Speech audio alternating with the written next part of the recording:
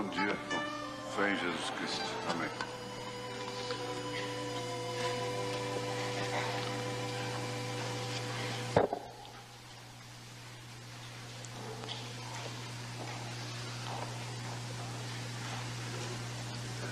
Nós temos a convocação para a Assembleia Geral, a 31, terça-feira à noite. Como é de praxe, e quase que ficaríamos vagando, né? Solícitos, se não tivéssemos a reunião, nós estaremos reunidos aqui, dispostos a ficarmos até a passagem da meia-noite, sempre daquela forma, nunca programados para passar a noite toda. Se por acaso cair uma atmosfera de um pouco de gente, toda a gente, amanhecer o dia, tudo bem, senão programadamente eu não faço.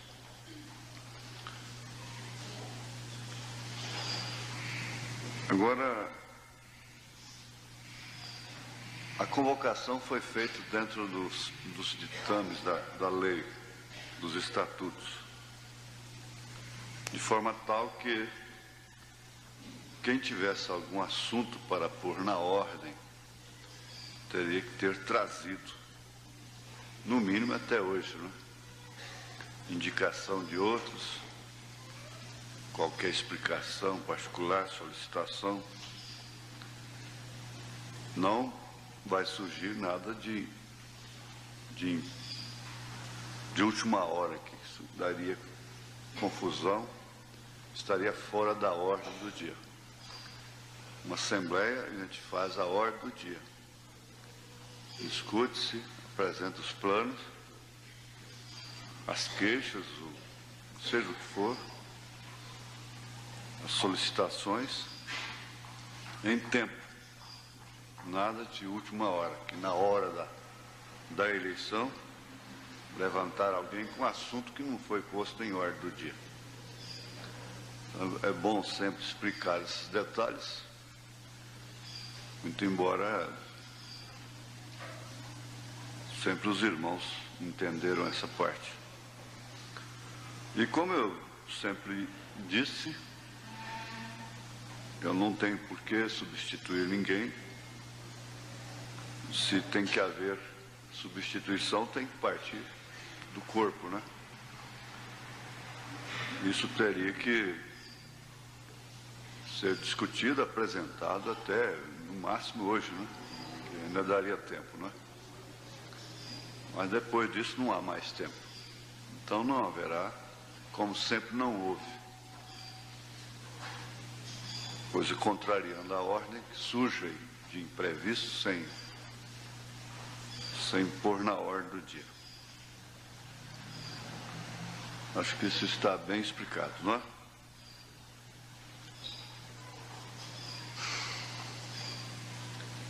Aqui dentro da ordem, há uma pequena orientação, é que às vezes há alguns parentes de irmãos, de irmãs, que estão vindo durante a pregação, estão atravessando o santuário todo, vindo falar com eles aqui na frente, às vezes assentados aqui na frente, chamando a atenção na hora da pregação. Isso está ficando comum. Então cabe aos próprios irmãos, às próprias irmãs, a orientar esses familiares, seja filho, filha, marido, quem for, e num caso de uma necessidade, precisar chamar aqui, tem o diácono. Pode falar, tem um homem de gravata lá no átrio, os homens de gravata, vocês falam com eles. E os diáconos, por sua vez, também, não é? Vê uma pessoa, e às vezes chama a atenção, como temos visto alguns casos, não é? Procurar irmãs, irmãos, onde é que está meu pai? E aí, está lá, ó, né? Durante a pregação. Então, vamos pôr isso em ordem. Não não é chamando a atenção de ninguém, é uma orientação. Agora, há uma orientação também que responde uma pergunta sobre o corte do cabelo da mulher para controle de vida. Isso está discutido que se tiver que amputar um braço para controlar, salvar uma vida, então amputa-se o braço. Se tiver que amputar uma perna, nós temos o irmão Sebastião aí, que teve que amputar uma perna para salvar a vida dele. E há casos que chegam, às vezes, até a irmã ter que rapar a cabeça para tirar um tumor e outros fatores. Eu digo, por exemplo, esse caso é um caso como se tivesse que amputar um órgão, um membro do corpo. A irmã encara o corte do seu cabelo dessa forma. Ela não faria simplesmente combinando uma coisa com a outra. E aí vem a pergunta do uso da peruca. Sim, perguntaram isso para o irmão Branham, ele não foi contra. Ele não foi contra. Às vezes, ele próprio teve que usar uma peruca. O irmão Green disse que foi ele quem colocou a peruca do irmão Branham dentro do caixão na hora que ele estava ia ser sepultado, não é? Circunstancialmente, é vexatório, é claro. Uma irmã que nunca pensou em cortar seu cabelo teve que cortá-lo. E, pelo menos um caso, eu sei que se ela deixar crescer de novo daquele tamanho que era, ela vai ter o mesmo problema. É um controle de vida.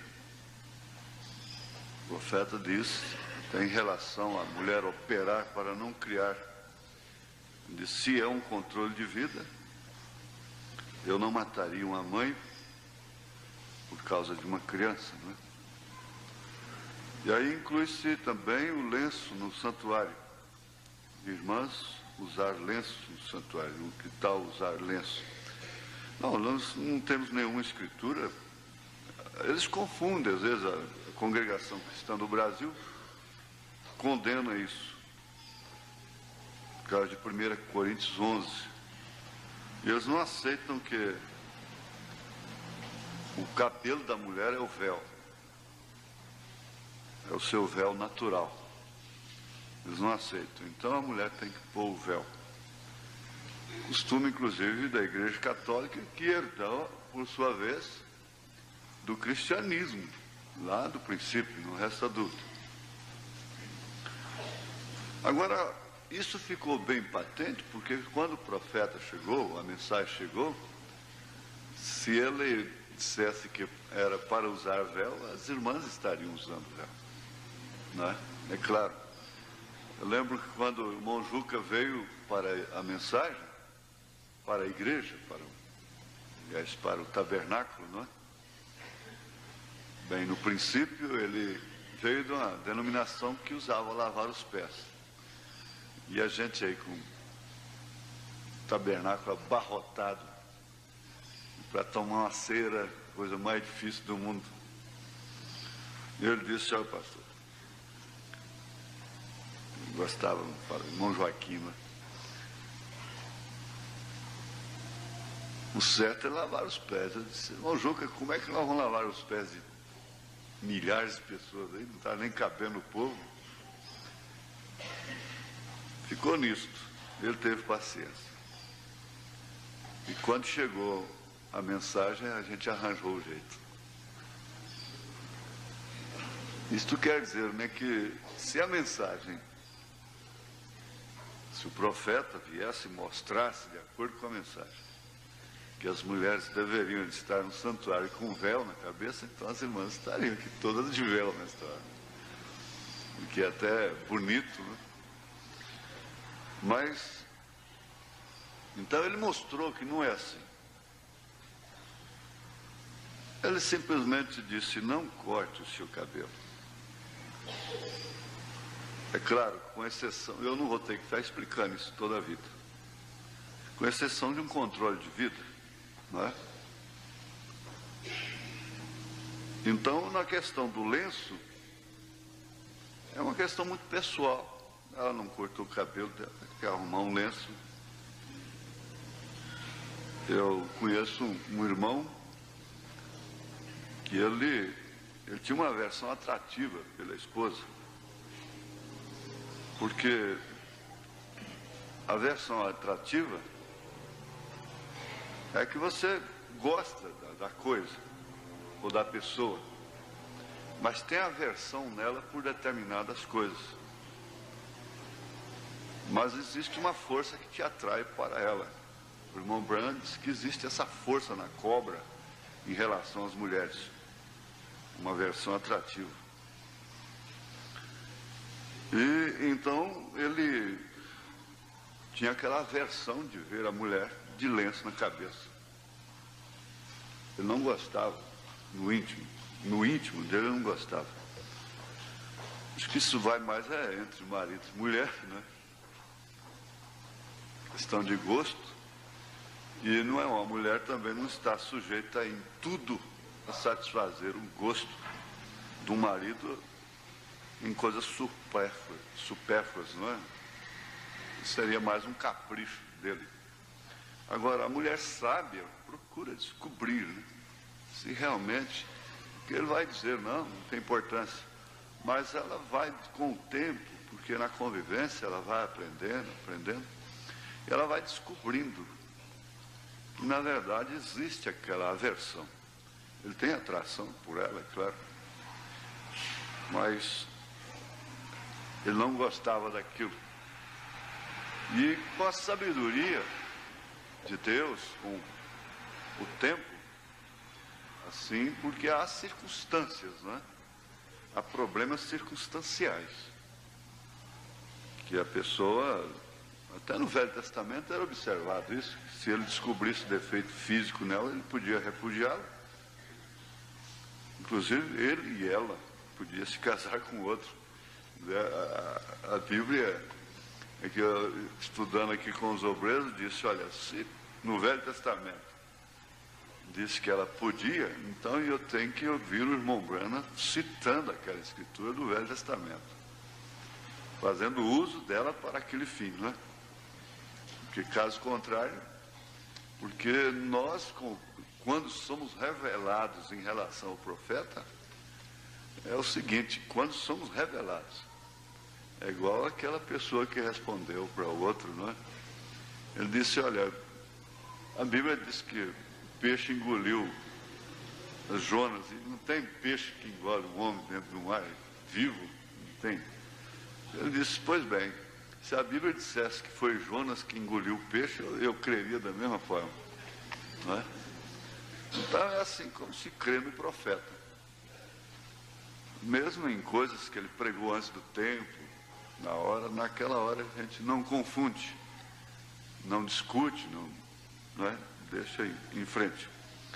Então, mas em relação a santuário, doutrinariamente, não tem nada a ver. Como você arruma seu cabelo. O profeta diz apenas, não procure parecer com a mulher mundana, com a mulher do mundo, não é? E eu acho que ele ficou mais tendente a mulher não trançar o cabelo, de forma tal que muitos pastores, pelo que vê, pelo que lê, pelo que pode se obter, eles não podem impor, mas eles diriam, se eu fosse uma mulher eu não trançaria meu cabelo, pelo que eu já vi na mensagem, nas escrituras, não faria isso. Mas você não pode condenar a ninguém, não é? Nesse caso aí, nós não temos escrituras contra isso. Nesse caso de cortar o cabelo para controle de vida, e há muitos casos que a pessoa não tem condição que mandar fazer uma peruca, às vezes do seu próprio cabelo que cortou, ou comprar uma peruca que combina com o seu cabelo, uma coisa apresentável, decente, talvez não fique barato. Então ela teria que enfrentar a circunstância, e a igreja, quando ver uma irmã com o cabelo cortado dessa forma, já sabe mesmo, tem que, toda irmã que enfrentar uma circunstância dessa, é claro que pediria oração, né? Se tivesse que amputar a perna, entraria em desespero e pediria à igreja a oração. Mas não que tem que dar uma satisfação, porque senão as irmãs vão cortar o cabelo, porque senão a irmã não vem mais na igreja, escandaliza. Isso não. Acho que fica bem explicado essa parte, né? A parte da noite de 31, e nós vamos ter o culto de quarta-feira normal. Quem puder vir, tudo bem, quem não puder, fica em casa, não é? Mas vamos ter o primeiro culto do ano. Aliás, o primeiro já emenda com o último, né? À meia-noite. Isso é os homens, o Gregório que fez isso, o Papa Gregório, não é? Sou o Papa que fez isso. Mas aí nós ficamos aí no calendário, com sentimentalismo de aniversário, de datas, de casamento, disso, daquilo, soprando velas e comendo bolo. Todo dia é dia de comer peru, todo dia é dia de comer panetone, né? Todo dia é dia de... o horário, boa lembrança. Não, a gente pode começar mais tarde um pouquinho, não é? Terça-feira, 8 horas, por exemplo. Às 20 horas, né? Boa lembrança. Quem sabe a gente passa um filmezinho aqui antes das 8, para os que, sempre aqueles que chegam cedo, né? Eu sou meio, assim, improvisista, né?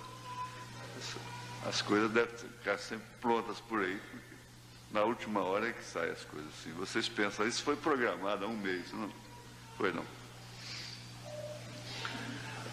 Então aqui tem uma pergunta também, é sobre a blasfêmia.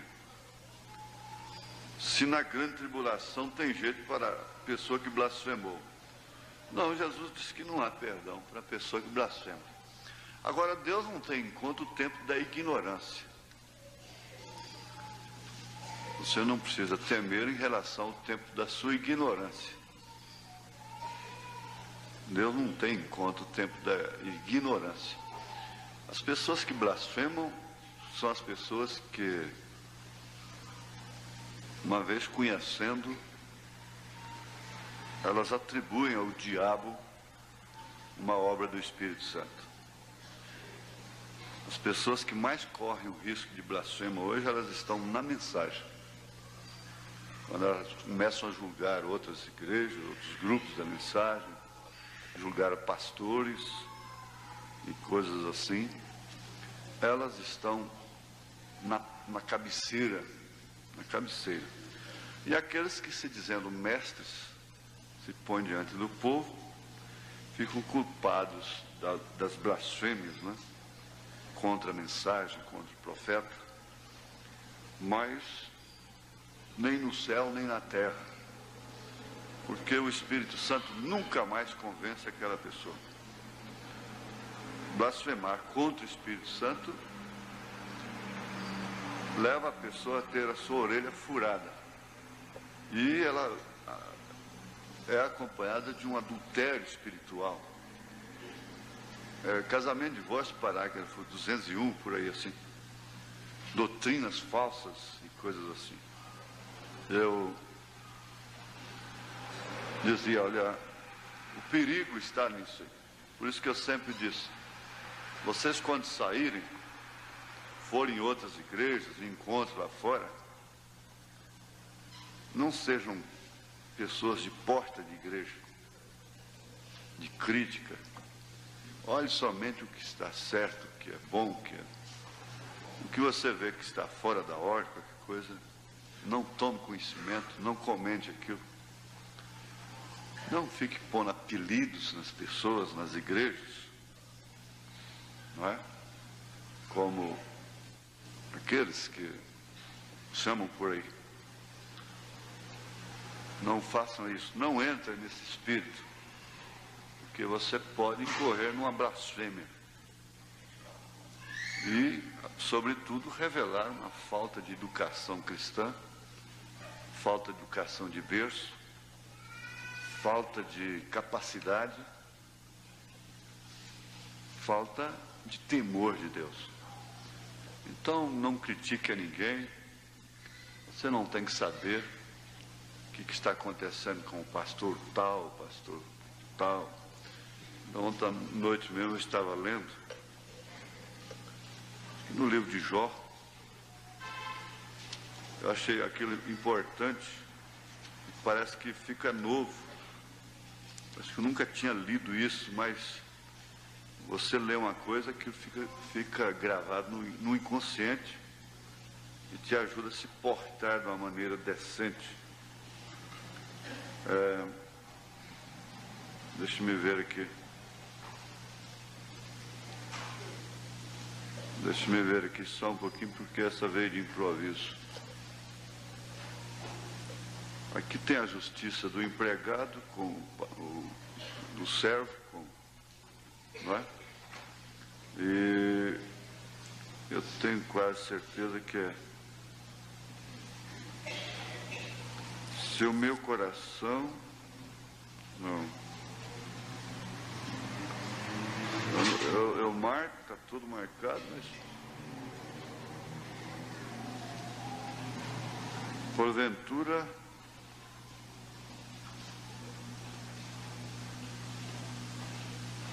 depois eu entrego isso para os irmãos.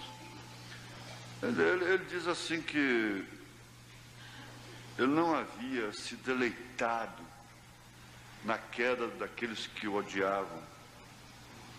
Ele não tinha tido prazer na queda daqueles que o odiavam, que tinham ódio contra ele.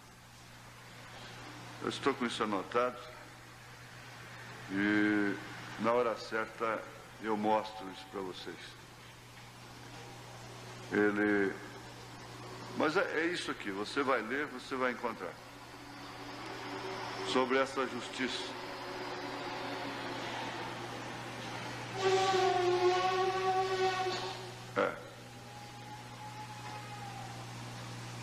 Está aqui. Ele dizendo, se fiz isso, se fiz aquilo outro, então que caia a desgraça sobre mim. É o verso 29 de Jó 31. Se me alegrei da desgraça do que me tem ódio, e se eu exultei quando o mal o achou, ao invés de ter temor, cair temor no coração, pesar por aquilo, orar pela pessoa que tem ódio contra você, você diz, está vendo? Coisa boa. Foi juízo, foi castigo. Se me alegrei da desgraça do que me tem ódio, e se eu exultei quando o mal o achou. Então que viesse essa desgraça sobre ele, não é? Pois bem, isso é bom, essas coisas, a gente olhar isso aí. Vamos, acho que está bem explicado, né, irmão? A blasfêmia contra o Espírito Santo é realmente, em síntese, atribuir ao diabo uma obra do Espírito Santo.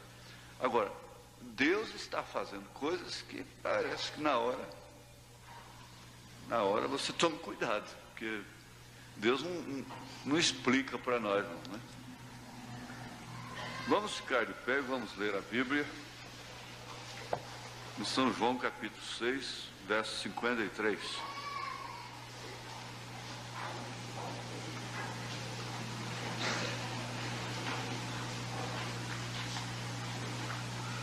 Verso 53. Depois nós faremos uso dessas escrituras, né?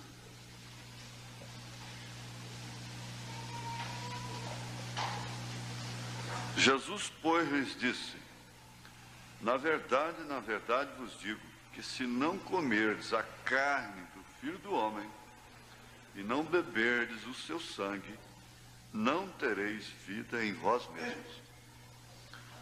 Senhor Deus, nós inclinamos nossas cabeças,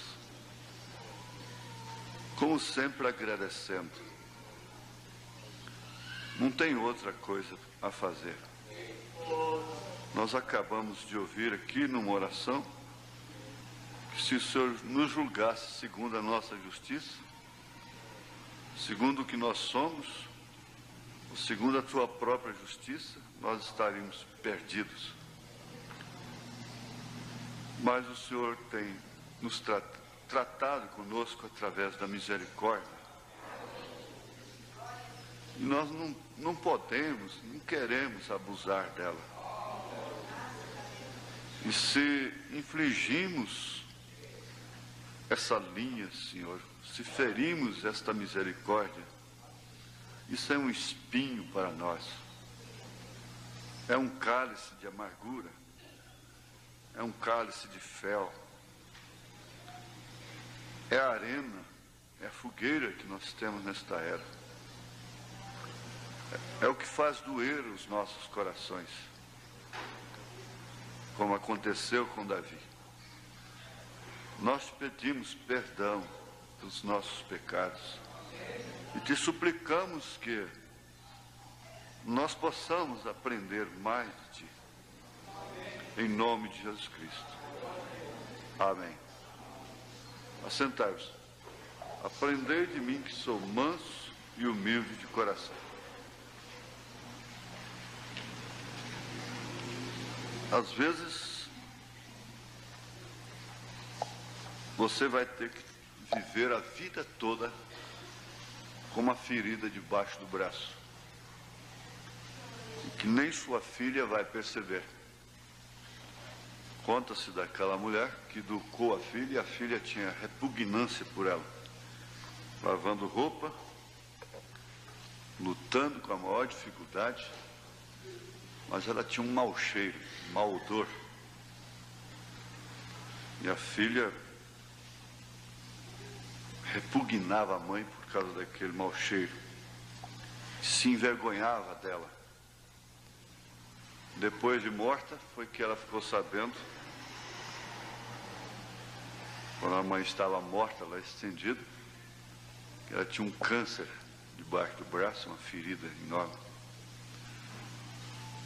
E lavava a roupa direta na lavadeira, para lhe dar educação, para que a filha não crescesse, tivesse que ser lavadeira também.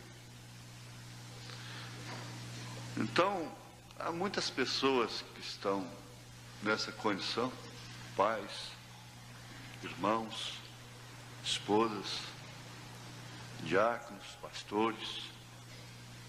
Há pastores que chegam num instante de tanto desespero, que eu chego a pensar: hoje eu vou falar com a igreja. Se para mim estar diante do povo eu tenho que suportar isso, eu desisto, eu saio, eu vou embora. Vocês procurem outro. Mas aí uma coisa lá, você tem uma corda que não deixa aquilo acontecer. Mas chega momento que eles chegam a pensar assim, de falar mesmo francamente com o povo: olha, se para estar diante de vocês, eu tenho que continuar nessa situação, então, porque se ele não estivesse ali, assim, ele não teria que se sujeitar a determinadas coisas, determinados espíritos dominantes, que usam a força social para sujegar, para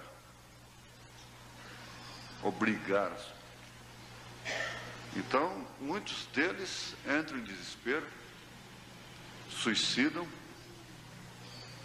tiram suas próprias vidas. Outros há que abandonam, somem no mundo, se tornam bêbados, caídos na sarjeta. E, como eu disse, sempre a sociedade é quem faz os bêbados. É a sociedade que faz a prostituta. É a sociedade que faz o ladrão. É a sociedade que condena. Quando está lá aparecendo uma boa ideia de beber cachaça com determinado número, a sociedade não reage. Mas quando aquela boa ideia, entre aspas, toma conta do pobre alcoólatra, a sociedade o refuta. Quer dizer, a sociedade é criminosa. Ela matou o Filho de Deus. Ela é assassina a sociedade, para a qual nós temos que dar tanta satisfação. Mas é assim mesmo. Isso sem ferir, é claro, a lei moral, que essa é outra coisa, a lei de Deus. Não, Deus nunca criou uma ordem social.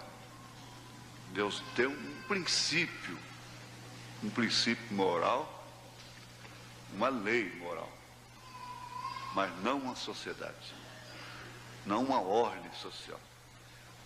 Esse cosmos vai ser queimado, de São Pedro. O profeta explicou isso de uma maneira tão clara, tão lúcida, né? Que ficou bom mesmo da gente pisar nisso. Mas nós queremos explicação. Explicação. Hoje nós estamos no último domingo do ano. Eu não sei se existe ano. Se existe ano, se existe mês, se existe... Compreende? A essas alturas. Bom é que você estivesse perdido no tempo. E felizes são aqueles índios, quando estavam ainda lá nas brenhas da Amazônia, que só sabiam que existia um sol e uma noite, não é? Felizes eram eles. Quando o progresso chegou, você sabe o que o progresso faz. Mas eles não estavam pedindo explicação disto, daquilo, desta, daquela lei, e assim por diante. O grande mal do ser humano é que desde criança ele já quer, o ser humano já quer explicação para tudo o que acontece. E aí está a causa dos maiores fracassos, começando lá pelo Éden, lá pelo jardim do Éden. A serpente foi trabalhando, não se sabe quantos mil anos ela trabalhou, quanto tempo ela trabalhou. Não se sabe quanto tempo ela trabalhou para despertar aquela curiosidade em Eva. Não se sabe quantos anos, quanto tempo.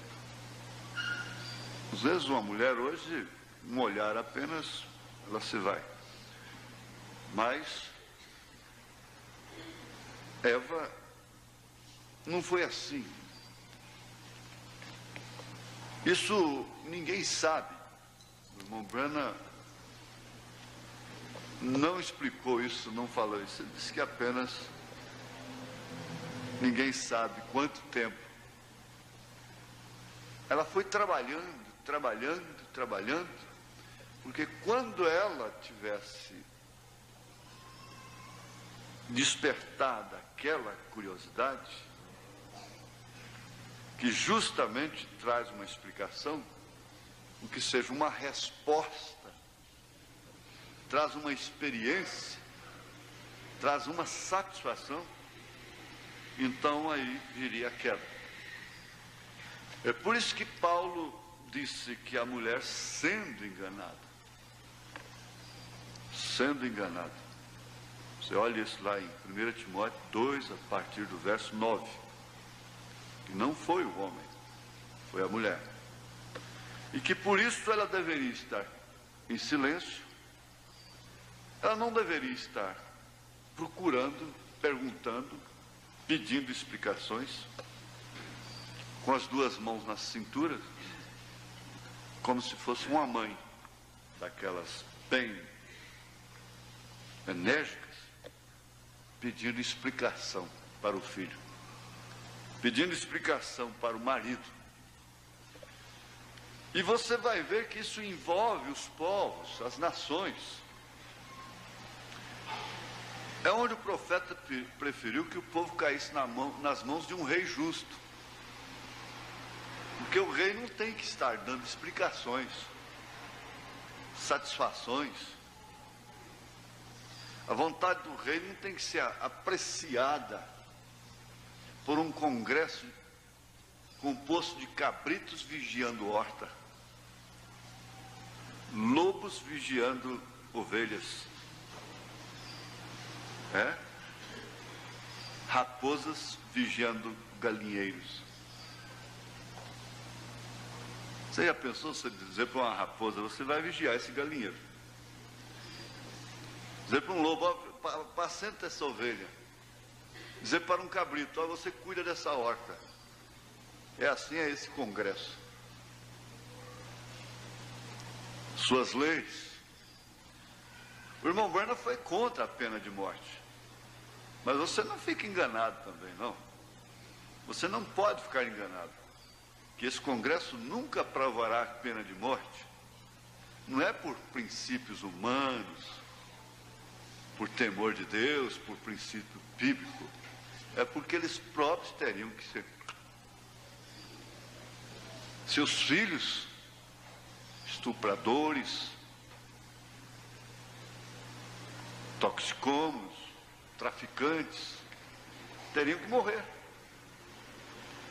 Como é que vamos aprovar uma lei dessa? Não tem jeito.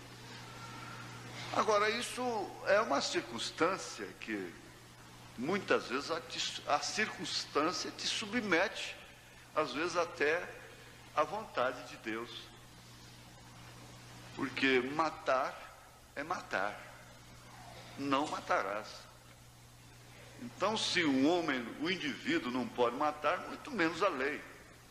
Se o indivíduo não pode queimar o outro aos pouquinhos, torcer seu braço, furar devagarzinho com agulha debaixo da mão, arrancar as unhas, muito menos a lei, muito menos a autoridade. As autoridades podem torturar a quem quer que seja. Aí eles ficam sendo a força, o poder, abuso do poder. Mas a razão de tudo isto é a explicação. Então nós temos um povo, mulheres e homens que para tudo querem uma explicação. Porque isso foi a semente, a coisa começou lá no Éden. E não é bastante saber, ver, estar diante dos nossos olhos o que aconteceu, o que tem acontecido. E Jesus, sem muito discurso, ele respondia a vida, ele respondia o fim, ele respondia o princípio, num versículo. Como foi nos dias de Noé, assim será nos dias da vinda do Filho do Homem. Como foi nos dias de Ló, assim também será. Pronto, não tem explicação. A explicação da parábola do joio mostra claramente, dentro de 2 minutos, não gasta 45 minutos suando, não. 2 minutos você tem a explicação da semente da serpente, que tem os filhos do diabo e os filhos de Deus.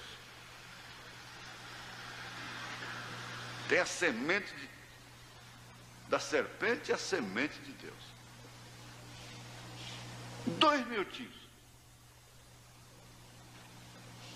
Que sermão para contar uma coisa tão profunda, tão tremenda. Que simplicidade. Mas nós queremos complicações. As coisas complicadas. Nós queremos dificultar. Israel podia ir para a terra prometida em 4 dias. Mas as mulheres teimosas, os homens teimosos, mudaram a coisa, o curso para 40 anos. E por pouco, a filha do profeta, com 15 anos de idade, seria entregue ao diabo, a Satanás. Por causa de sua mãe. A sua mãe entregaria a filha para Satanás. Aplicação do amor inverso. Aplicação do amor de uma maneira inteiramente carnal, humana. Às vezes mata, destrói, a ponto de chegarem a concluir, à luz da palavra, que o maior inimigo que o homem tem aqui na terra é sua mãe, é seu pai, são seus familiares. E a outra determinação também que Jesus fez sem molhar a camisa, sem tirar o lenço para enxugar o suor, sem ficar rouco, sem o povo gritar, bater palmas. Vocês notam que Jesus não fez aquele discurso eloquente, tão eloquente a ponto das pessoas dançarem no espírito. Mas ele estava sempre determinando as coisas. Uma parábola que ele proferia, dizia tudo. Falava às vezes do nascimento, do crescimento, da vida, da morte e da ressurreição. Ele proferiu uma parábola que põe teologia nisso, faz o que quiser, do mordomo infiel. Esse mordomo, por ter sido infiel na sua mordomia, na sua administração, passou a perdoar todo mundo, todos os devedores. Você deve tanto, me dá tanto, o resto você esquece disso. Porque você sabe, tem aquelas pessoas que por deverem, elas ficam boas, ficam amáveis, ficam compreensivas. Elas se tornam amorosas, elas passam a sentir as dores dos outros. Parece que ela passa a ter mais noção da dimensão da graça. Agora, já outras, que como a tal, também são devedoras, mas vivem de cobrar, vivem de exigir. Exige daqui, exige dali, exige em casa, exige no quarto, exige na mesa, exige na cama.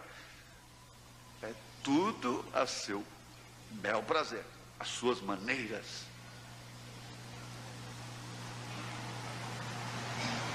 E para tudo quer uma explicação. Agora, Jesus não explicou. Fica aqui destacado isso: se não comerdes a carne do Filho do Homem e não beberdes o seu sangue, não tereis vida em vós mesmos. Aí vamos mais adiante. Quem come a minha carne e bebe o meu sangue tem a vida eterna, e eu o ressuscitarei no último dia.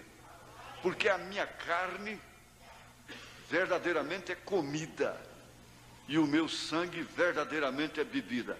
Quem come a minha carne e bebe o meu sangue permanece em mim e eu nele. Assim como o Pai que vive em me enviou, e eu vivo pelo Pai, assim quem de mim se alimenta, também viverá por mim.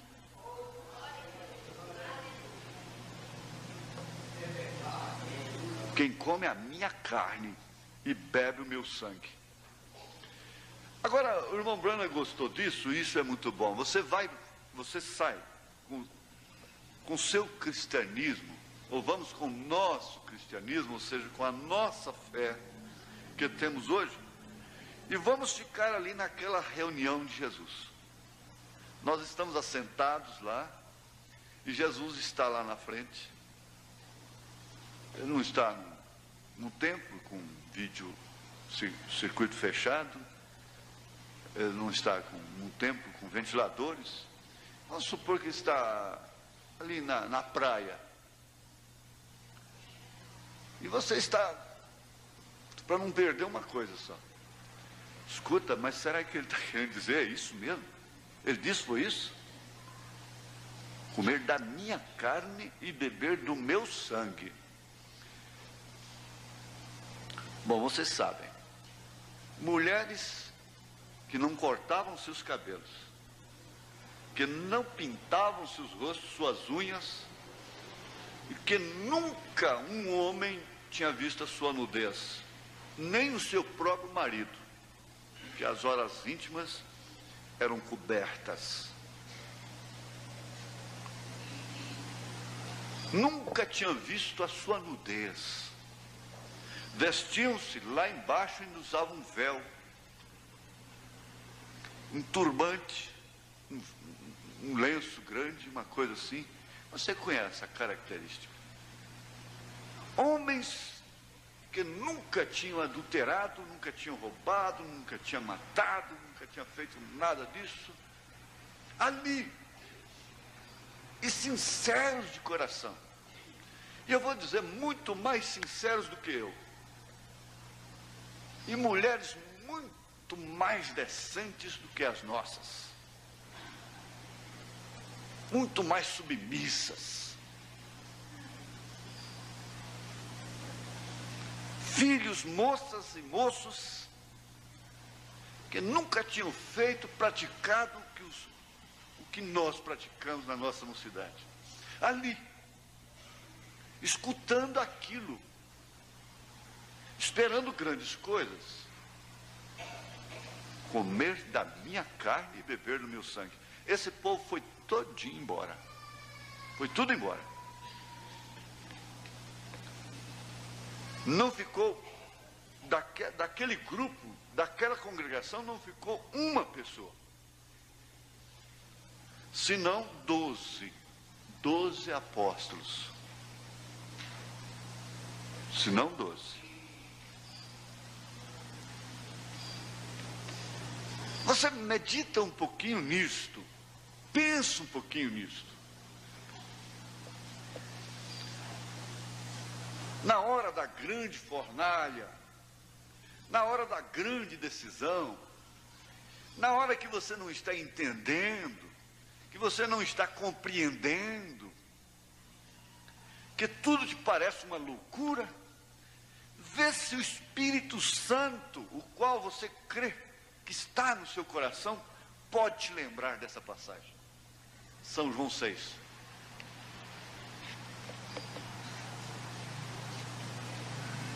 Não falando no Velho Testamento, lá no mar, lá Moisés, Miriam, não falando nada desse povo que... Sem falar nada, somente esse sermãozinho aqui. Somente esta declaração. Só isso.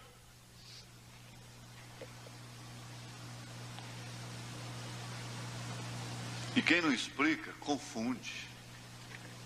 É por isso que ele foi uma pedra de tropeço e uma rocha de escândalo. Eu não tenho que citar a Bíblia, o capítulo, o versículo, a mensagem e o parágrafo. Você já sabe o que é. Quando isso está sendo citado dentro da mensagem, dentro das Escrituras. Por isso ele foi uma pedra de escândalo, uma pedra de tropeço, uma rocha de escândalo. Mas é por isso também que esta mesma Bíblia, essa mesma Escritura diz que aqueles que nele crerem não serão confundidos. Porque Deus tem sempre uma coisa que está além do entendimento humano. Quando as denominações puderem entender a mensagem de Lutero, Deus já não estava mais nela. Quando a igreja mundana pôde entender que a salvação é pela justificação da fé, pela fé, Deus já não estava mais nessa mensagem. Ele já estava lá na frente.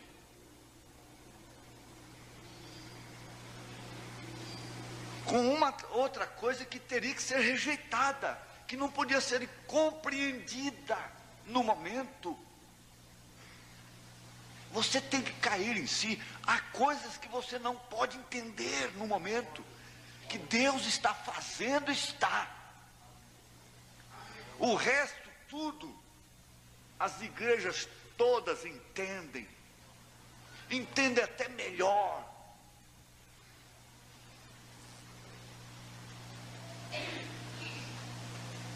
Movimento carismático na igreja católica. A tia Lídia, como é que é o nome da mulher? Aquela simpática senhora. Graças a Deus que vocês nem sabem. Tia Laura? Tia Laura. Com todo respeito, né? Não é muito simpática, muito decente. Cabelo branco, coquezinho. E fala com amor tão tremendo. Eles entendem de tudo isso já. Eles sabem melhor. A ciência cristã sabe melhor dos frutos do Espírito Santo. E há muitos deles que sabem melhor como se vestir. O profeta disse que quando aquela moça bonita, loira, estava no piano, e eu conheci a linhagem daquela gente lá nos Estados Unidos, a maneira que eles vivem.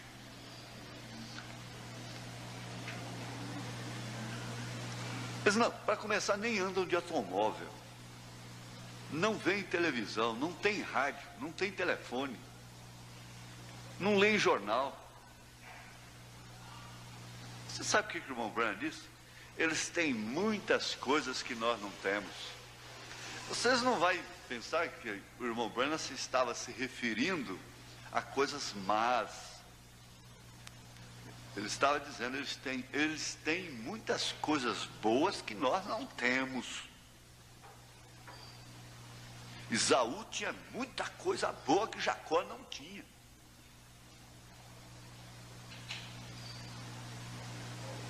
É que eu estava conversando com um pastor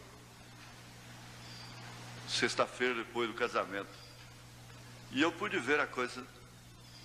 Um pastor, um diácono bem-aventurado, com família e tudo, ele nunca vai compreender a extensão da graça. Um homem bem sucedido em tudo, ele não vai compreender, ele nunca vai entender.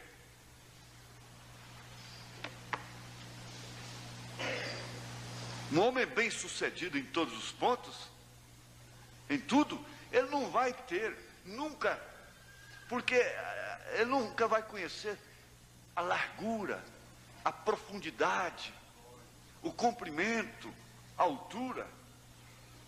Ele não pode, sabe por quê? Porque ele nunca precisou daquilo, ele nunca foi lá na sua ponta, ele nunca transcorreu aquele caminho todo, ele não precisa. Ele só vai ali poucos metros, porque ele tem tudo. Ele não precisa. Ele é rico. Mas agora, pedindo explicação. Eles Eles se escandalizaram de tal forma que nem pediram explicação.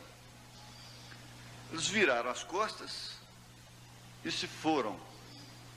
Mesmo seus discípulos, os 70, disse: olha, nós vamos ficar com as coisas boas que nós aprendemos dele, nós vamos curar os doentes, mas até aqui só, daqui para diante não dá para ir com ele mais.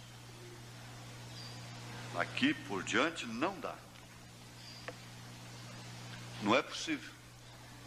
Agora, tem que falar isso quantas vezes for necessário.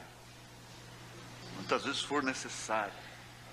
Quantas vezes for necessário. Para a segurança. Tem que falar isto. Tem que falar isto. A lei não permite até hoje, um crente não pode, não deve, o Espírito Santo proibiu de comer sangue. Falam que esse suspiro aí que é feito de sangue, isso é errado.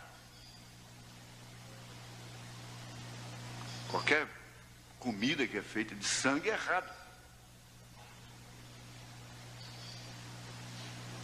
Por isso, todo animal que morre deve correr o seu sangue. Não comer carne sufocada, estrangular o frango, a galinha, torcer o pescoço apenas e jogar para lá. Tem que sangrar na terra. E quem fizesse isso lá na lei, deveria morrer, apedrejado. Irmãos, se comer carne de determinados animais, a pessoa ficava imunda, estava condenada. Agora, comer carne humana, a maneira que o profeta analisou essa passagem foi assim: vampiro, antropófago.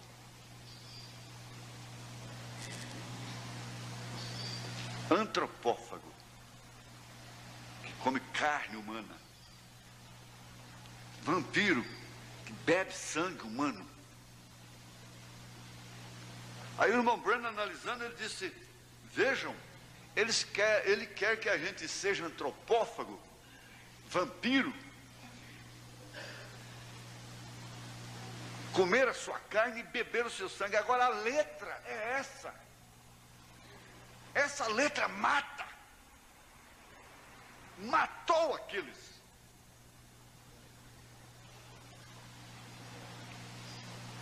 Ficaram apenas 12, sendo um deles um diabo, exatamente porque era predestinado para ser aquilo.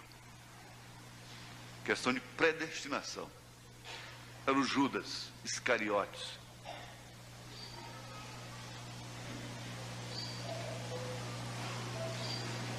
Aí Jesus saiu atrás deles, arrancando os cabelos, né? Gritando: gente, não é isso não. Gente, não vai embora não. Vamos, diáconos, vá atrás. Não. O profeta disse que há casos que o máximo que os diáconos devem fazer é visitar aquela pessoa. Você manda 2 vezes no máximo na sua casa. Depois, esqueça. Mas motivo tem. Motivo para sair tem. Razão tem. Nós vamos chegar lá.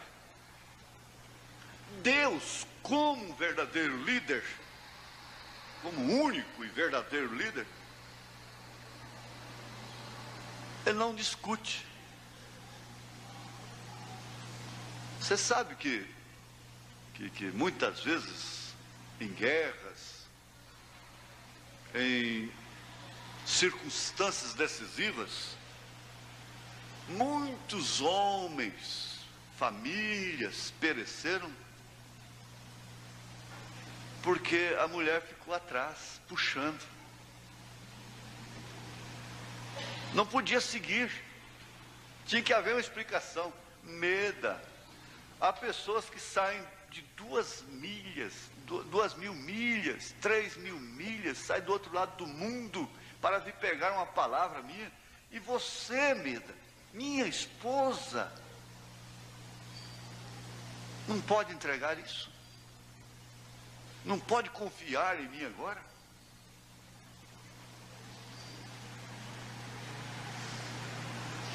Mas quantas casas se incendiaram, quantas famílias se destroçaram, quantos reinos caíram, quantos governos estão arrasados, nações caindo aos montões, sendo destruídas, fracassadas. Tudo por falta de uma liderança capaz e que não tenha que dar explicações.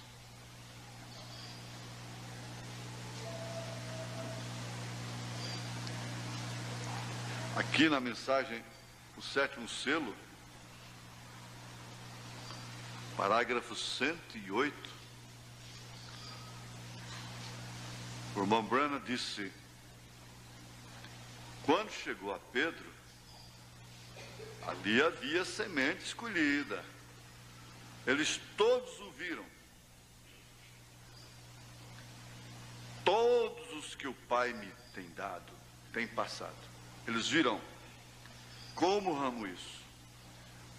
O crente crê, porém o incrédulo não pode crer.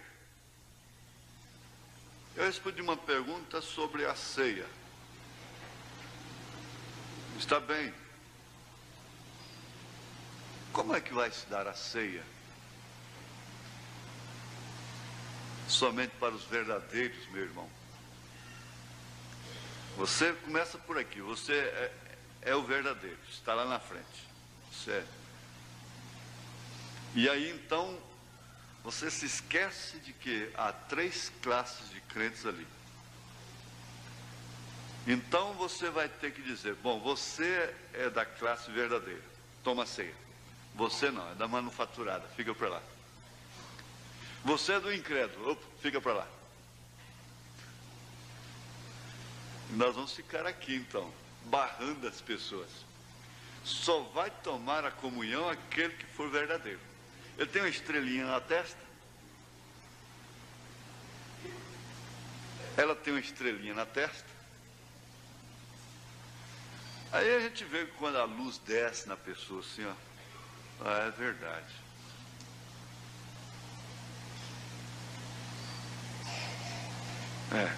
É verdade.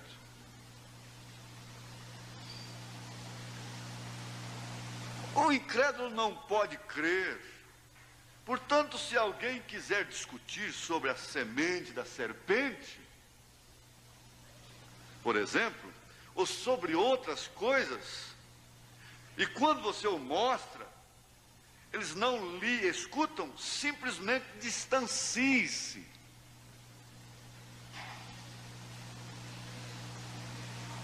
Quando você quer explicar sobre determinada coisa, Paulo disse isso 2 ou 3 vezes, depois deixa. Porque aí você vai provocar uma blasfêmia. Você não blasfema, mas em defesa da verdade, você provoca o blasfemador. Você provoca aquele marido, que você sabe o que vai dar. Você sabe o que vai causar. Se você for exigir, pedir explicação, falar aquilo, você sabe o que vai causar. Para que você provocar? Para que você pôr pérola no focinho de porco?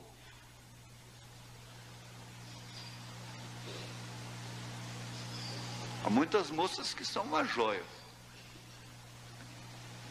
Depois elas se casam com porcos. Aí fica uma joia, uma pérola no focinho de um porco. Só vai viver fuçando lama.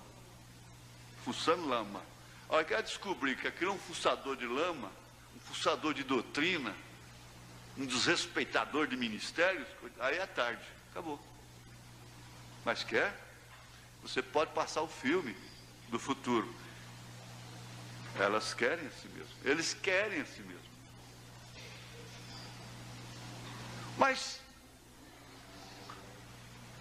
portanto, se alguém quer discutir, vocês que são pregadores, vocês que vão para a praça, vocês que evangelizam individualmente, gente, o evangelista não discute. O evangelista, ele tem uma unção, que ele tem o dom da palavra. Quando ele está falando, todo mundo ouve. Quando ele acaba de falar, ele põe a violinha no saco, ó. Ele não está para ouvir, ele tem um diálogo, é claro. Ele fala de mecânica com o mecânico, ele fala de peixe com o pescador, ele fala de avião com o aviador, ele fala disso, entra nesse assunto, de repente a gente nota que a gente é dono da situação, mas não uma discussão, não uma discussão, não uma contenda.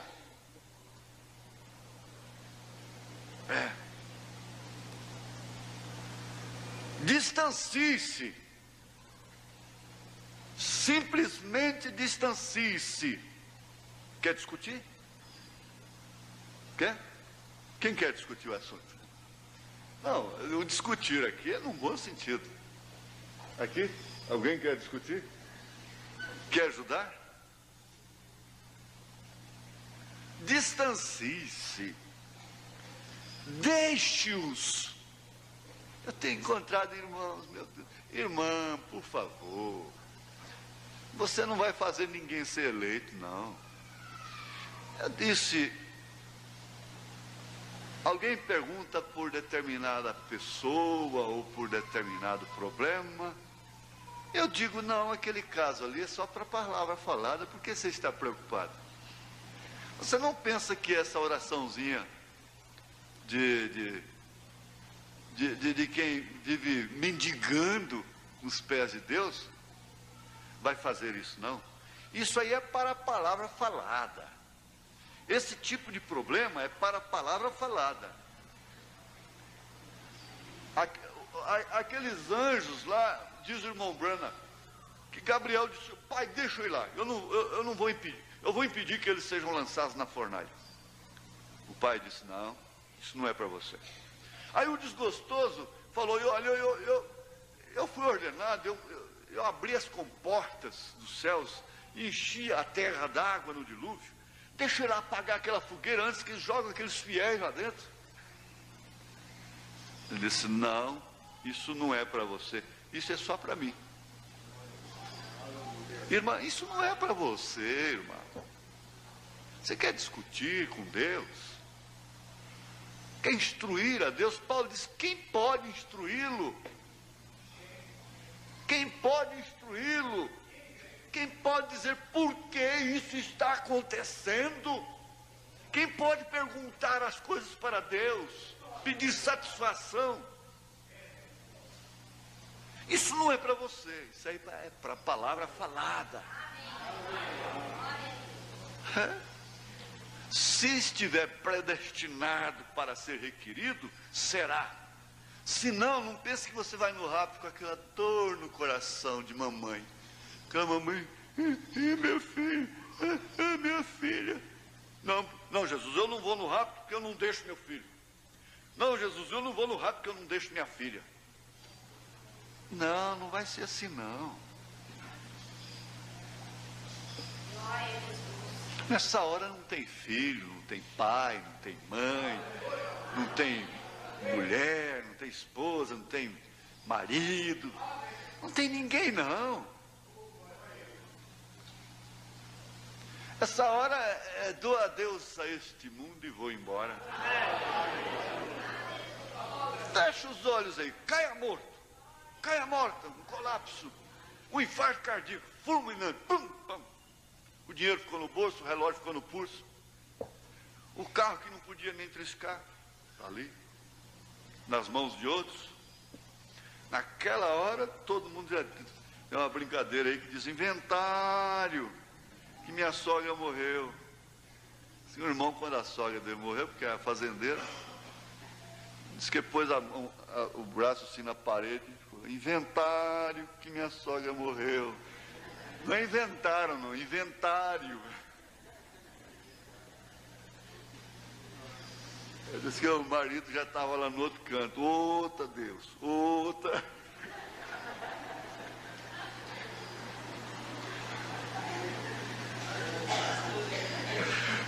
Dá para descontrair um pouco, né?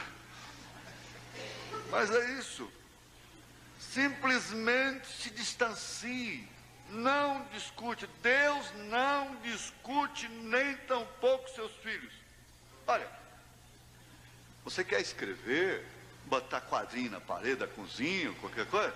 Pois Deus não discute nem os seus filhos. Deus não discute, ponto. Nem os seus filhos. Dialogar é outra coisa. Discutir uma coisa, a palavra, o português, você sabe. Vamos discutir esse assunto? Tudo bem. Você entende. Vamos dialogar sobre isso. Vamos discuti-lo. Vamos discutir esse problema? Tudo bem. Agora, vamos discutir no sentido de resistir, de contender, de contenda. Não.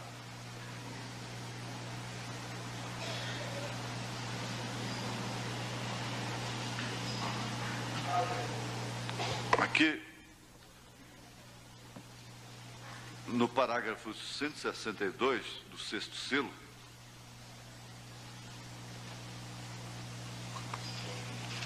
é 162 ou 262? É onde o pregador não pode vacilar nas suas anotações, não é?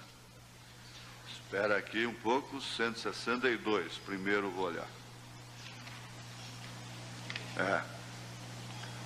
Eu não posso ficar assim, aleluia, glória a Deus, não é? Aleluia, glória a Deus.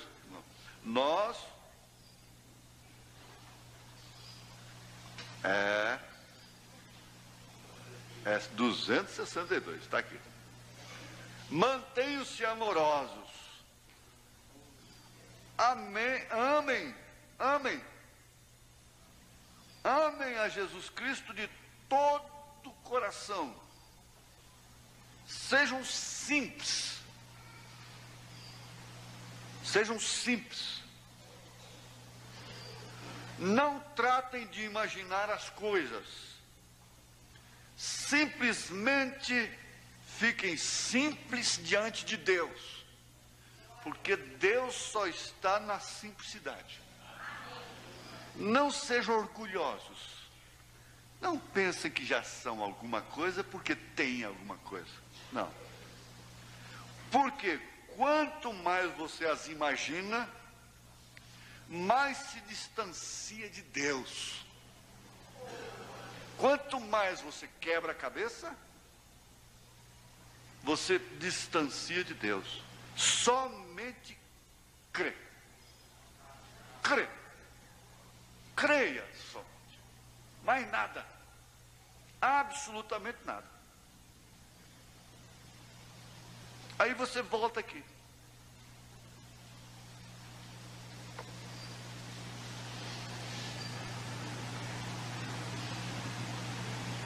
Não é para incrédulos.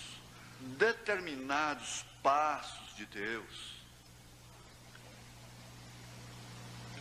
determinados acontecimentos, são postos pelo próprio Deus de propósito para que as pessoas tropecem.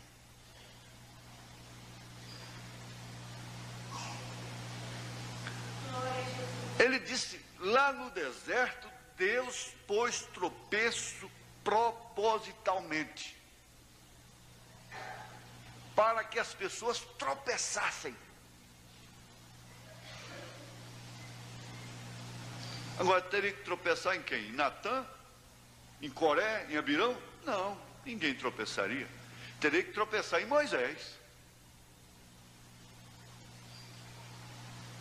Terei que tropeçar em Jesus Cristo, na pedra. E aquele que tropeça nela e cai, vira munha. É o que viram depois. Então o que é? De uma vez, você já sabe que ali não há nada de eleição. Quando estas pessoas tropeçam, não creem. Diz, você já sabe que ali não há nada de eleição. Por que que você tem que discutir? Já não tenha nada a ver com tal pessoa. Em certo sentido, sabe de uma coisa? Eu não discuto nem comigo mesmo. Eu não tenho nada a ver comigo mais. Isso está sendo confundido. Na verdade, há um passo muito tremendo de Deus, por volta de 77 para cá, sem misticismo, sem... Você não pense que Deus, nesta hora, está parado, estagnado, estarrecido.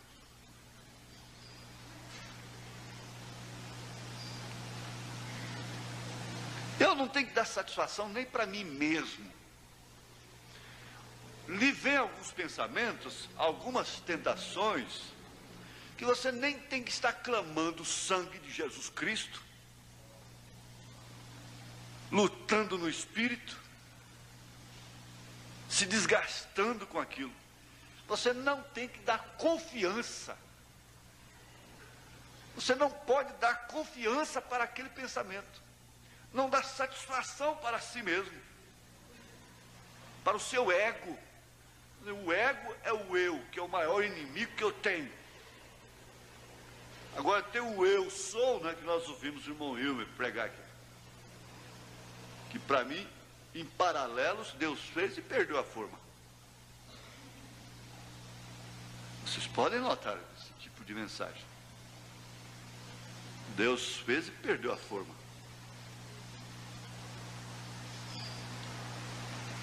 O ego, eu sou o maior inimigo que eu conheço. Por que que eu vou ficar dando satisfação, amarrado com eu? Com eu. O eu sou é Jesus. Eu sou. Ele disse, desde que Abraão existiu, eu sou.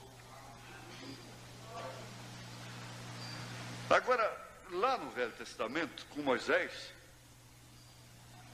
Deus disse, não farás para ti imagem de escultura alguma, nem do que está em cima no céu, nem do que está embaixo na terra.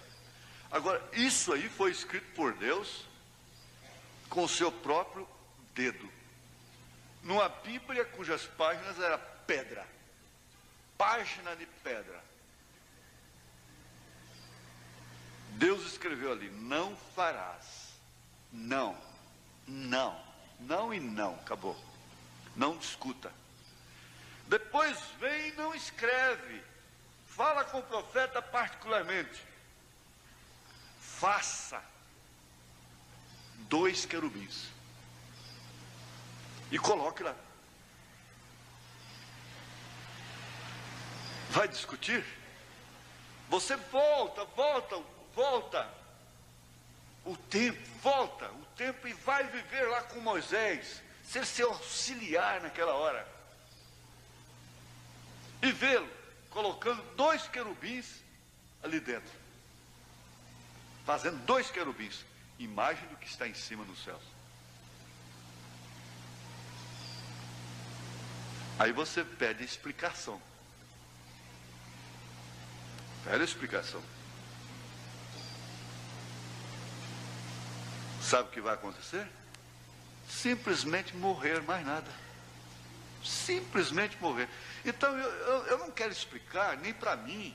Você não tem que ter certas explicações. Você vê que tem gente engarranchado com quem foi a mulher de Caim. Engarranchado de onde passaram. de onde vieram as cores variadas dos homens, das pessoas, da humanidade. Os traços, o japonês lá que é cara meu, cara seu, nada, cara meu, cara seu, nada. Lá para o japonês há diferença muito um do outro para o outro, cada um tem sua impressão digital, cada um tem a sua fisionomia. São características. Para eles o brasileiro também é cara meu, cara seu, porque tem tudo os olhos regalados. E Deus não, assim.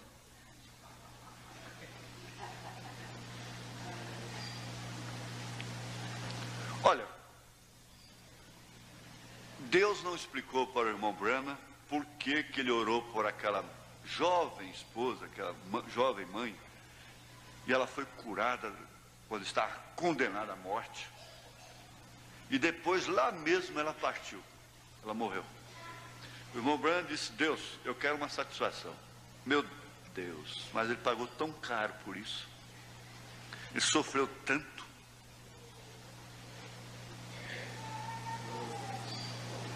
Deus é absoluto.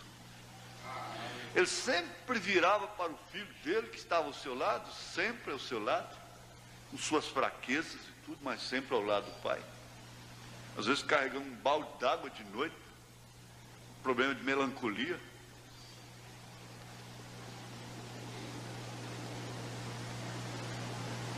Ele dizia: Billy, Deus sabe melhor. Eu não posso te explicar isso. Eu não posso. Ele disse: eu não posso explicar a sua dinâmica. Eu não posso explicar a sua dinâmica. Nós não podemos botar Deus dentro da caixinha da sociedade.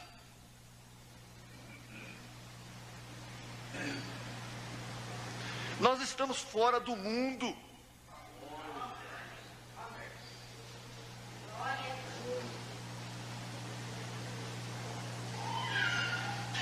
Não olhe para trás.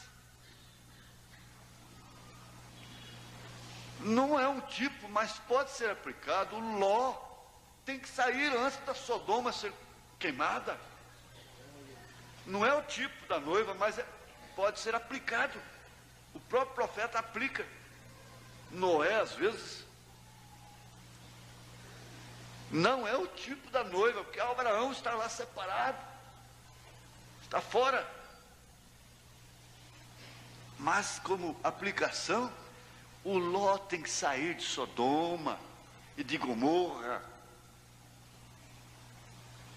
antes que ela seja queimada. Ele é tirado. Você sabe que ele não é o tipo da noiva. Aquilo não é o rapto, porque logo sua mulher olhou para trás, logo suas filhas o embriagaram e deitaram-se com ele, dando duas nações terríveis. Então não é o tipo do rapto, você não confunde isso. Agora, Jesus fez a mesma coisa. Ele disse: não tenha nada a ver com tal pessoa que não crer. Ele disse: Jesus fez a mesma coisa. Disse: deixai-os. Deixai-os. Deixem-nos ir. Porque o rapto, a eleição, torna-se tão individual, tão pessoal, que você cai na mesma situação. Você está enfrentando o mundo, enfrentando as injustiças, enfrentando sofrimentos, angústias, desesperos, maldades, incompreensões. Você está enfrentando coisas que você não entende, não pode entender e que não aceita e não sabe como explicar. Você está enfrentando tudo isso, mas você não tem como sair Você não tem como sair. Você não tem como evadir-se. Você não tem como ir embora. A quem me dera asas de uma pomba, e que eu pudesse voar, voar, voar, voar, voar, e ir para bem longe daqui. Quantas vezes, numa rede, lá dentro da mata, vendo aqueles passarinhos que ainda se movem antes de escurecer, fez um poço ali, até mesmo o bem-te-vi, ele entra na mata. Ele é um pescadorzinho ali naquele poço que tem aquele lambarizinho. E quantas vezes vem aquele sentimento na gente, por que eu não sou aquele passarinho e ele não é eu? Eu devia ser aquele passarinho. Seria tão bom para mim. Porque morreu, acabou. E está pegando o peixinho dele ali, não tem que voltar para a cidade. Por que eu não sou aquele jacaré? Por que eu não sou aquele peixe? Por que eu não sou aquela pomba? Não tem como você voltar. Você sair disso. Só tem uma maneira de você voltar. É para lá. Só isso, mais nada. Agora eu pergunto, os males. Eu disse para um irmão essa semana, o mal que eu te fiz não é maior do que o bem que eu te fiz. Ele disse, não, o senhor nunca me fez mal, o senhor só me fez bem. Mas o mal que eu te fiz não é maior do que o bem que eu te fiz. Mas, mesmo enfrentando todos os males que nós tenhamos de enfrentar aqui, fogueiras, ser queimados vivos e coisas assim. Gente, o que está proposto para eternamente, não é para 30 anos, 40, 50 anos, não é para 60 anos, 80, mas para eternamente. Então, por causa de uma felicidade passageira, eu sacrifico a outra, que é eterna. Por causa de uma satisfação de poucos dias aqui, eu sacrifico a outra. Então vem Hebreus 11, pela fé Moisés preferiu sofrer por um pouco de tempo.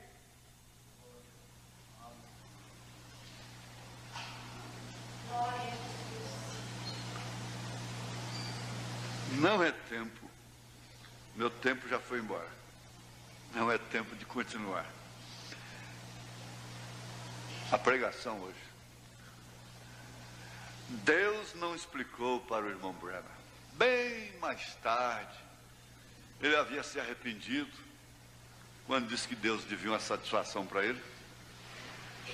Aí bem mais tarde, passado tempo, aí Deus, na sua amizade com ele, na sua misericórdia, chegou e mostrou para ele, ó meu filho, mostrou aquela moça morrendo afogada, e ela não estava pronta, ela não ia ser salva, e por isso ela escapou, ela foi salva,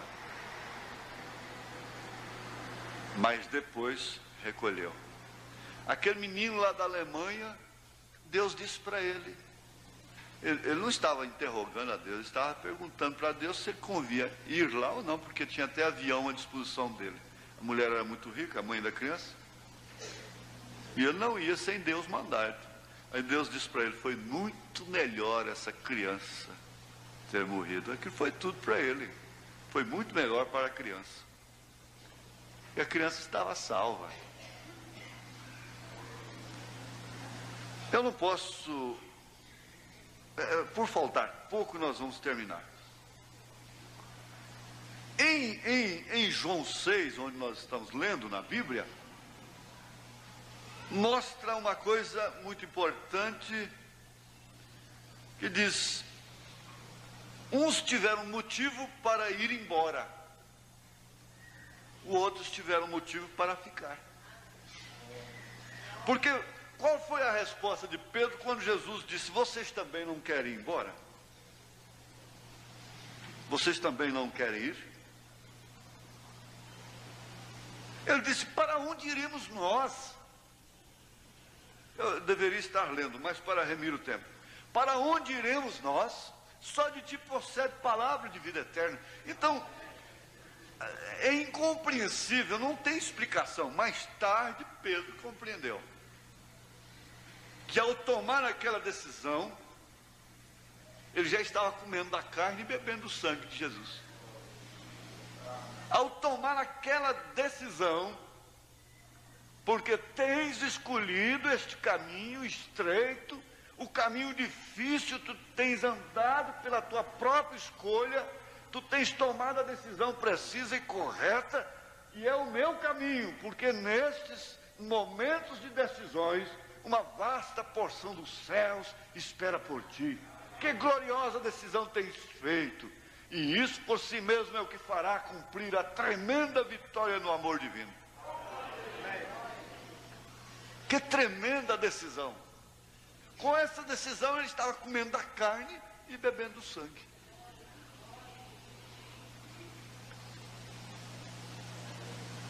A Bíblia não explica. Você tem que ver isso, a Bíblia não explica.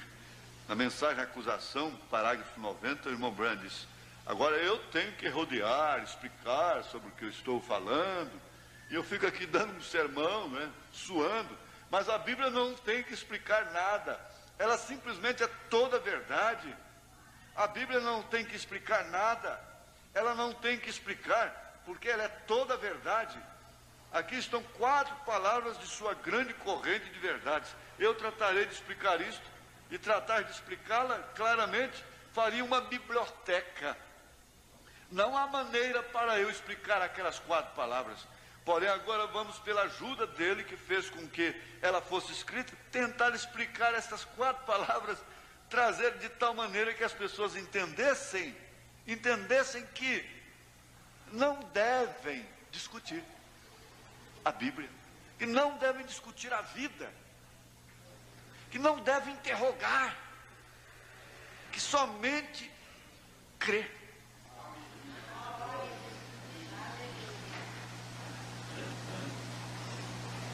Vocês também vão querer ir embora? Sempre há uma coisa sem explicação. E aí você fica, por quê? Por quê? Por quê? Por quê? Por quê? A fase da vida da gente, que ela é mais uma interrogação. E você não passa nunca do seu ponto de interrogação, diz o irmão Branham. Você nunca vai passar do seu ponto de interrogação. Enquanto há uma interrogação, você não pode seguir ou ficar.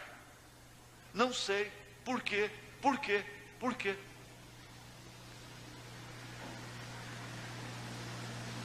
Por quê? Por quê? Por quê, meu Deus? Que 2 irmãzinhas foram embora numa hora tão boa, tão feliz, tão adequada, e eu sofrendo o mesmo mal,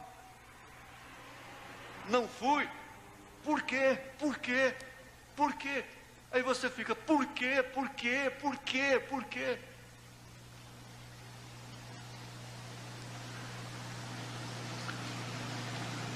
O lado certo, o lado de Deus vencerá. Não importa as contradições. Não faça interrogações. Simplesmente creia. Você está num labirinto. Se você pode confiar em Deus agora, você tomará isso como veio para mim. O lado certo, o lado de Deus vencerá. Tenha apenas paciência. Não importa as contradições. O lado certo. Se você quer escrever, o lado certo, vírgula, o lado de Deus vencerá. Não importa as contradições. Não espere como uma vítima clamorosa, queixosa, murmurante. Espere como a prima órfã esperou, trabalhando, alegre, feliz, preparando o seu enxoval, porquanto ela cria naquele que prometeu. Ela não discutiu com suas primas a promessa do rapaz. Na verdade, elas tinham razão de insultá-la, porque pela lógica não era possível que aquele homem, aquele rapaz, aquele ricaço viesse pegar uma prima órfã. Eu estava pensando, eles estão adotando macaco, cachorro, periquito, gato. E o cachorro hoje tem, sem o espírito de PT, de comunismo, às vezes tem mais lugar do que uma criança. Outro dia eu vi um menino dormindo ali na sarjeta, no passeio, e disse: por que o Ibama não vem ver esse pobre animal aqui, morrendo, não é? Por que não tem uma repartição, um departamento, um ministério para pegar essas crianças e profissionalizá-las e coisas assim, não é? Então, eu disse: por que essas mulheres não adotam uma criança? Quando adotam, elas adotam assim, para ser uma prima órfã, lavar louças. É muito bom. Não tem coisa melhor do que pegar órfão para criar. Porque não tem coisa melhor do que ter uma escrava dentro de casa, ter um escravinho dentro de casa. Está certo, se um filho legítimo deve ser criado no trabalho, no labor, uma filha deve crescer lavando roupa. Lavando roupa. A máquina de lavar destrói caráter. O tempo que ela está vendo novela, ela devia estar lavando roupa. O certo é esse.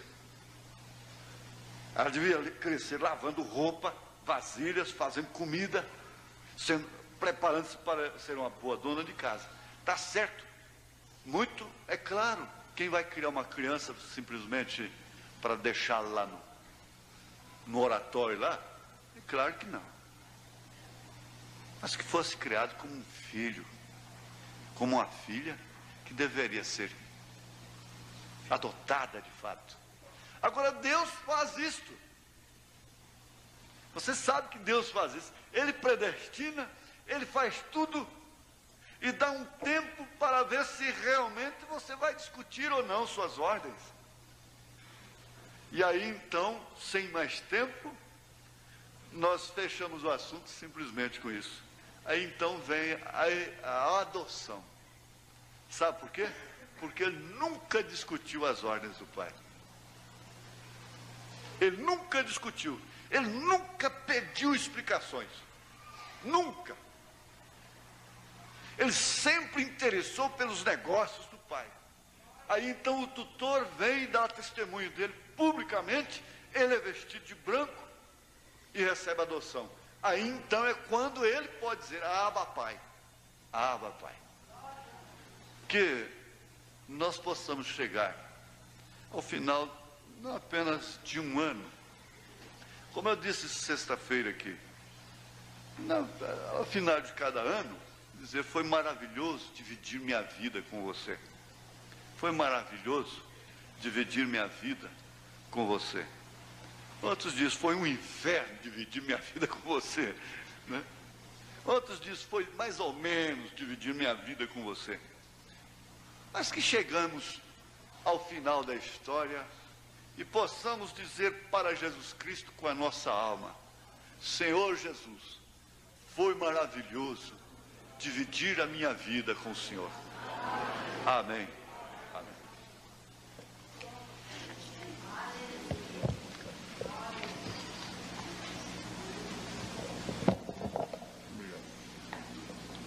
Vamos colocar de pé, irmãos. Senhor Deus, maravilhosa é a tua presença. Podemos sentir, podemos perceber, podemos ver pela fé o Senhor usando de tua misericórdia e andando no nosso meio, Senhor. Nós agradecemos no nome de Jesus Cristo, por saber que nada nos poderá separar deste amor, Senhor. Nem a morte, nada pode nos separar do amor de Deus. Disse o grande Paulo no seu cântico de vitória. Por isso estamos nos despedindo desta reunião, uns dos outros fisicamente, mas continuamos unidos, ó Pai, ó Deus. E agora pedimos pelos aflitos, pelos que sofrem, pelos que olham para Ti como a fonte de recurso, ó Deus, que o enfermo seja abençoado, que esta reunião possa, Senhor, estar dentro de cada coração, abençoando cada um, Senhor, pois nós pedimos no nome do Senhor Jesus Cristo. Amém, Senhor, amém. Virem um para o outro, façam uma curta oração a favor um do outro, dizendo: Deus te abençoe, de coração e de alma. Deus abençoe os irmãos, no nome de Jesus Cristo.